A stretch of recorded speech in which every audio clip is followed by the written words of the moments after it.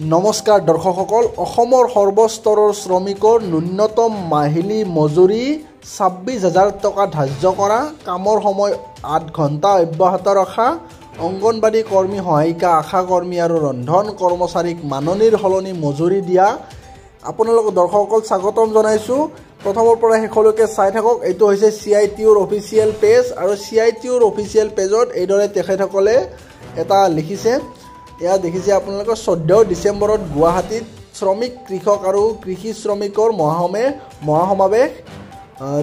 অসম শ্ৰমিক, কৃষক, কৃষি শ্ৰমিকৰ জ্বলন্ত সমস্যাসমূহ সমাধানৰ দাবীত অহা 24 ডিচেম্বৰ 2025 উদয়ন কৃষি সংঘৰ খেলপথাৰ, লখৰা চাৰিআলি, গুৱাহাটী 40 দিনৰ 11 বজাত এক ৰাজ্যিক সমাৱেশ সংগঠিত কৰা হ'ব বুলি CITUৰ ৰাজ্যিক সাধাৰণ সম্পাদক তপন শৰ্মাই জানিবলৈ দিছে।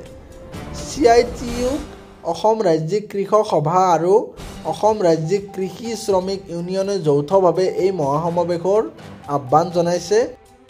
এই সম্পৰ্কে প্ৰকাশিত এক গহাৰিত কোৱা হৈছে যে এই সময়ত অসমৰ ৰাইজৰ প্ৰাণৰ শিল্পী জুবিন গাৰ্গৰ ৰহস্যজনক মৃত্যুৰ ন্যায় বিচাৰি উত্তাল হৈ আছে।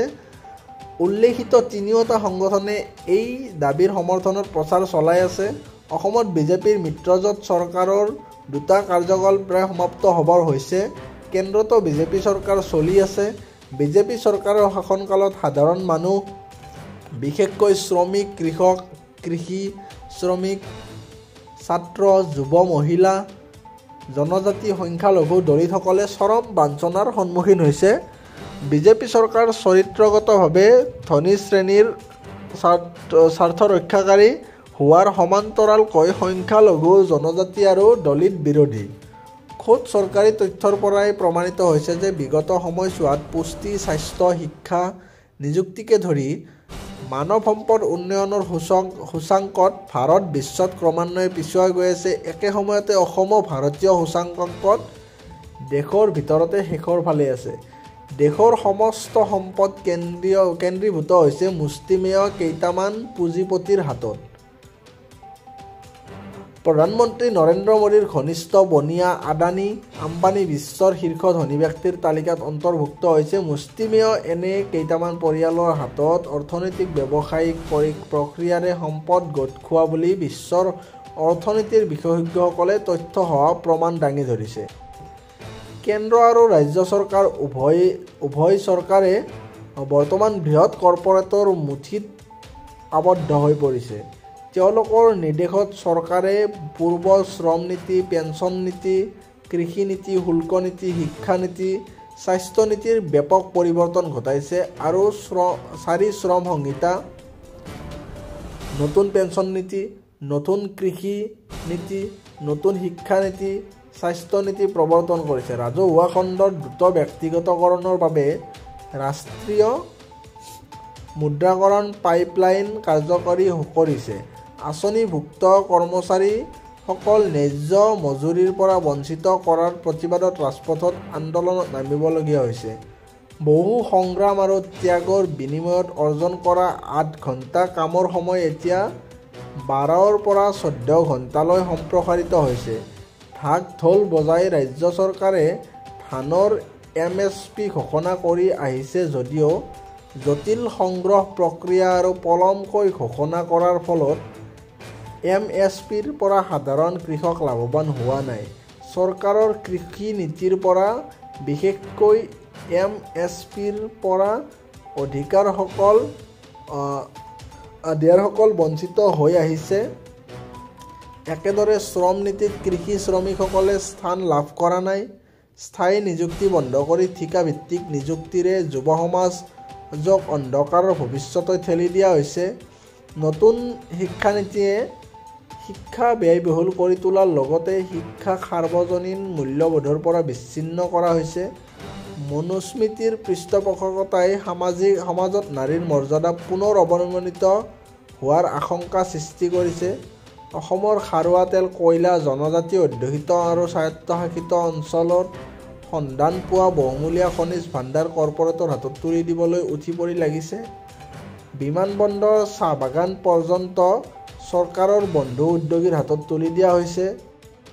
বিদ্যুৎ প্ৰকল্প, পাম তেল, নেপিয়াৰ কৃষিৰ বাবে ৰাজ্যৰ লাখ লাখ বিঘা মাটি কৰ্পৰেটক প্ৰায় বিনামূল্যেই প্ৰদান কৰিছে। অসমৰ সম্পদ আৰু মাটিৰ ওপৰত বৃহৎ পুঁজিপতিৰ আধিপত্য বিস্তাৰৰ বাবে ৰাজ্য চৰকাৰখনে ব্যাপক হাৰত উচ্ছেদ অভিযান চলাই আছে। আনহাতে অন্যায়ৰ বিৰুদ্ধে প্ৰতিবাদৰ পথ ৰুদ্ধ কৰা হৈছে। গণতন্ত্ৰ, আইনৰ প্ৰশাসন, সাংবিধানিক অধিকাৰ অসমত এতিয়া ধোঁৱাচাঙত। গুৱাহাটীত আকৌ কোৱা হৈছে যে জনসাধাৰণে এই অৱস্থাৰ পৰিৱৰ্তন বিচাৰিছে।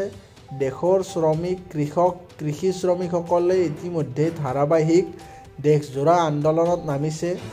আন্দোলন সংগ্ৰামৰ জৰিয়তে দেশত শ্ৰমিক, কৃষক, কৃষি শ্ৰমিকৰ মৈত্ৰী গঢ়ি উঠিছে। তেনে ঐক্যবদ্ধ আন্দোলনে দিল্লী কঁপাই মোদী চৰকাৰক বাধ্য কৰাইছিল ক'লা কৃষি আইন বাতিল কৰিবলৈ। অসমতো এই ঐক্যবদ্ধ আন্দোলনৰ মাজেৰে চৰকাৰৰ নীতি সলনি কৰাবলৈ বাধ্য কৰাব লাগিব বুলি CITUৰ ৰাজ্যিক সাধাৰণ সম্পাদকগৰাকীয়ে কয়। তেওঁ কয় যে 14 ডিচেম্বৰত অসমৰ শ্ৰমিক, কৃষক, কৃষি শ্ৰমিক মহাসমাৱেশৰ গুৰুত্ব অপৰিসীম। মহাসমাৱেশৰ দাবীসমূহ হ'ল জুবিন গাৰ্গৰ ৰহস্যজনক মৃত্যুৰ সঠিক তদন্ত কৰি দোষীক কঠোৰ শাস্তি দিয়া, বৃহৎ পুঁজিপতিৰ স্বাৰ্থত জাৰি কৰা শ্ৰম কোডৰ জাননী প্ৰত্যাহাৰ কৰা, চাহ বাগানত কৰ্মৰত সকলো শ্ৰমিকে মাটিৰ পট্টা, মজুৰি আৰু মৰ্যাদা পোৱাটো নিশ্চিত কৰা, অসমৰ সৰ্বস্তৰৰ শ্ৰমিকৰ ন্যূনতম মাহিলী মজুৰি 26,000 টকা ধাৰ্য কৰা, কামৰ সময় 8 ঘণ্টা অব্যাহত ৰাখা, অংগনবাড়ী কৰ্মী সহায়িকা, আশা কৰ্মী আৰু ৰন্ধন কৰ্মচাৰীক মাননিৰ সলনি মজুৰি দিয়া, নতুন পেন্সন নীতি প্ৰত্যাহাৰ কৰি পুৰণি পেন্সন নীতি অব্যাহত ৰাখা, পুঁজিপতিৰ স্বাৰ্থত চলাই থকা উচ্ছেদ অভিযান বন্ধ কৰা, উচ্ছেদিতৰ বিকল্প ব্যৱস্থা নিশ্চিত কৰা, ৰাজ্যৰ সকলো ভূমিৰ কেডেষ্ট্ৰেল জৰীপ সম্পন্ন কৰা, কৃষকৰ স্বাৰ্থ সুৰক্ষিত কৰি সুস্থ ভূমি নীতি গ্ৰহণ কৰা, সময়মতে সকলো ফচলৰ বাবে MSP ঘোষণা কৰা, প্ৰতি পঞ্চায়তত ফচলৰ চৰকাৰী সংগ্ৰহ কেন্দ্ৰ স্থাপন কৰা, সকলো খেতিপথাৰ জলসিঞ্চনৰ আওতালৈ অনা, অকামিলা হৈ থকা সৰু বৰ সকলো জলসিঞ্চন প্ৰকল্প সক্ৰিয় কৰি তোলা, দীৰ্ঘদিন ধৰি ভোগ দখল কৰি থকা ভূমিহীন কৃষক, শ্ৰমিক আৰু গ্ৰামীণ শ্ৰমিকক বিনা প্ৰিমিয়ামত নিৰাপত্তা প্ৰদান কৰা, কৃষক, শ্ৰমিক আৰু গ্ৰামীণ শ্ৰমিকক বস্তি মাটিৰ আবণ্টন দিয়া, MGNৰেগা ৰূপায়ণ কৰা, ন্যূনতম 200 দিনৰ কামৰ নিশ্চয়তা প্ৰদান কৰা, ন্যূনতম দৈনিক মজুৰি 600 টকা কৰা, কৃষি শ্ৰমিক আৰু গ্ৰামীণ শ্ৰমিকৰ ন্যূনতম মজুৰি, কৰ্ম দিৱসৰ নিশ্চয়তা তথা জীৱন ধাৰণৰ মনোন্নয়নৰ বাবে এখন কেন্দ্ৰীয় আইন প্ৰণয়ন কৰা, 60 বছৰৰ ঊৰ্ধ্বৰ সকলো শ্ৰমিক, কৃষক, কৃষি শ্ৰমিক, গ্ৰামীণ শ্ৰমিকৰ বাবে পেন্সনৰ ব্যৱস্থা কৰা, মহিলাৰ ক্ষেত্ৰত মজুৰি বৈষম্য আঁতৰ কৰা, মহাসমাৱেশ সৰ্বতোপ্ৰকাৰে সফল কৰি তোলাত সহায় সহযোগ আগবঢ়াবলৈ অসমৰ শ্ৰমজীৱী, গণতন্ত্ৰপ্ৰেমী সকলো মানুহৰ প্ৰতি তেওঁ উদ্যোক্তা ইউনিয়নসমূহৰ হৈ বিনম্ৰ আবেদন জনায়। এয়া আছিল CITU আছামৰ তৰফৰ পৰা এটা ফেচবুক পোষ্ট। আপোনালোকৰ এই ক্ষেত্ৰত সহযোগ থাকিবনে নাই কমেণ্ট কৰি জনাব।